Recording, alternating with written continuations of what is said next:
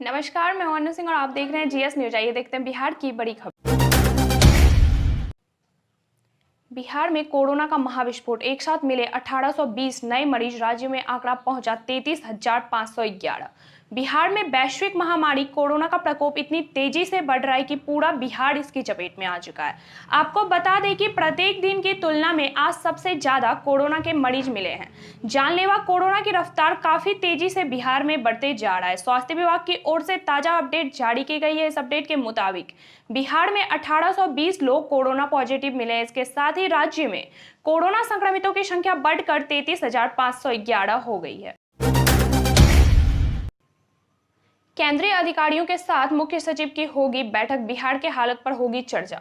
Corona महामारी के हालत का जायजा लेने के लिए भारत सरकार के अधिकारी मुख्य सचिव दीपक कुमार के साथ वीडियो कॉन्फ्रेंसिंग के जरिए समीक्षा बैठक करेंगे। इस दौरान मुख्य सचिव दीपक कुमार अधिकारियों को बिहार की स्थिति की जानकारी देंगे।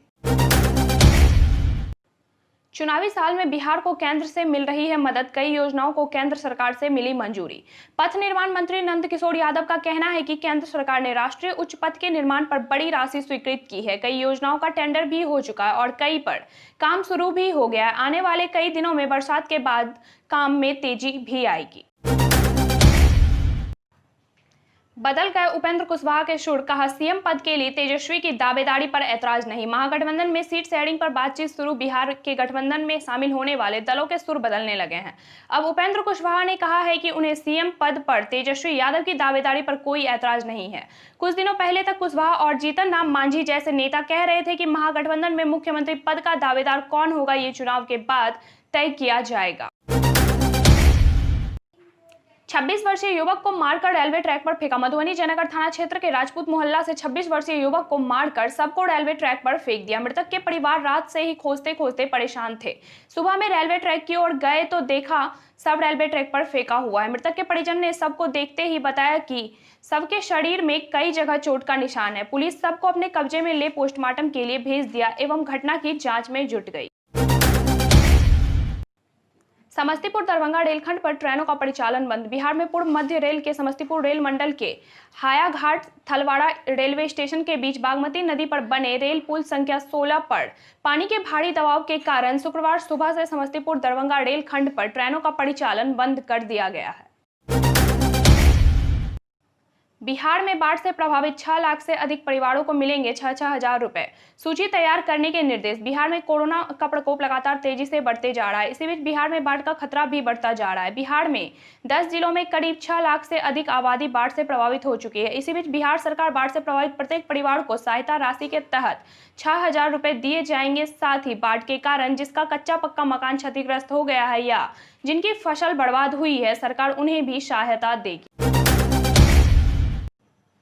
महागठबंधन का पेच सुलझता ही नहीं दिख रहा, मांझी ने कही आरजेडी पर ये बड़ी बात।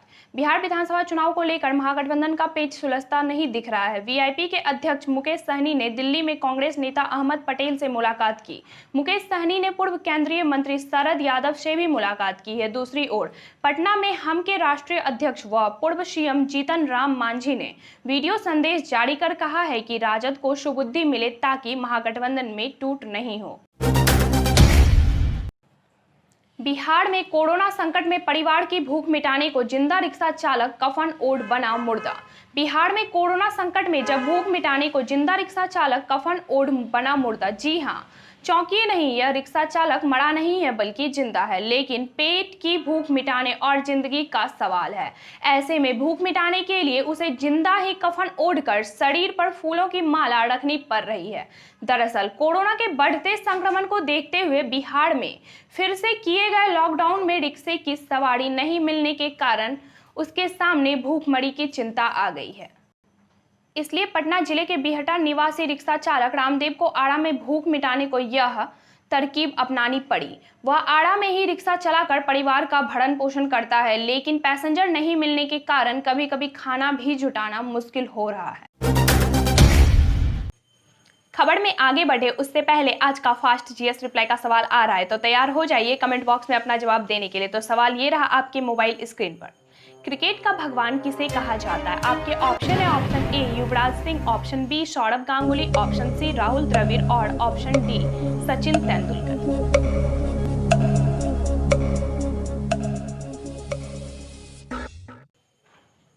उम्मीद है आप लोग सभी अपना जवाब कमेंट बॉक्स में लिख दिए होंगे अपने नाम और मोबाइल नंबर के साथ। अगर आपको लगता है कि आपका जवाब सही है तो आप इस वीडियो को लाइक करें, हमारे चैनल को सब्सक्राइब करके बेल आइकॉन दबाएं ताकि कल के क्विज में आप लोग सबसे पहले जवाब दे सके।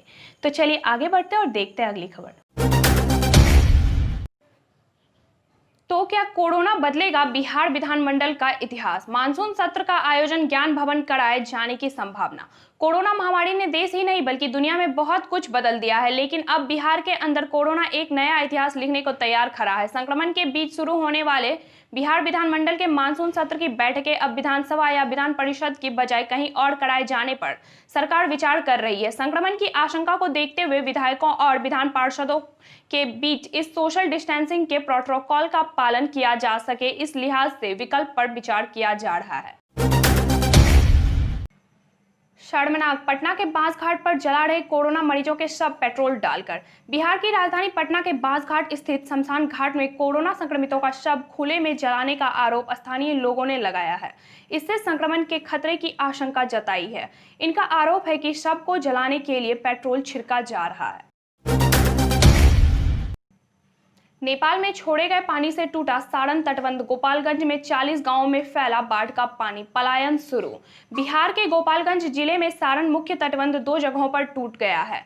सारण मुख्य तटबंध टूटने से पहले बड़ौली के सिकटिया गांव के समीप रिंग बांध टूट गया, जिससे 40 से अधिक गांवों में बाढ़ का पानी प्रवेश कर गया है।